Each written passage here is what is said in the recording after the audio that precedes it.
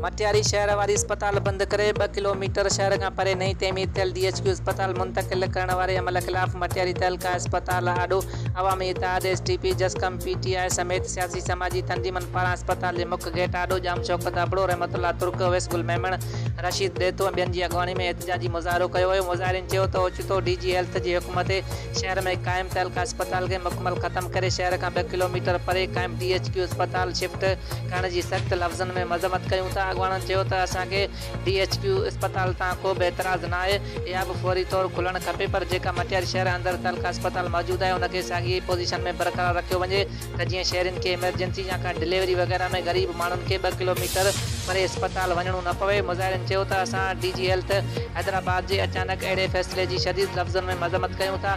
फौरी तौर ते शहर अंदर क़ाइम तहलका अस्पताल के बरक़रार रखियो वञे ऐं DHQ अस्पताल के जल्द अलॻि सां खोले शहरनि मां बेचैनी ख़त्म कई वञे। ॿिए पासे तहलका अस्पताल जी MS डॉक्टर मंसूर अहमद ॿुधायो त असांखे DG हेल्थ हैदराबाद अहिड़ो हुकुम जारी कयो आहे त शहर जे तहलका अस्पताल के ख़त्म करे अस्पताल जो समूरो सामान नई तैमीर थियल DHQ अस्पताल में मुंतकिल कयो वञे। फौरी तौर शहर जे अस्पताल बंद करण वारो ऐलान वापसि वरितो वञे। DG हेल्थ के हटायो, मटियारी अस्पताल बचायो, शहरी रोडनि ते निकिरी आया।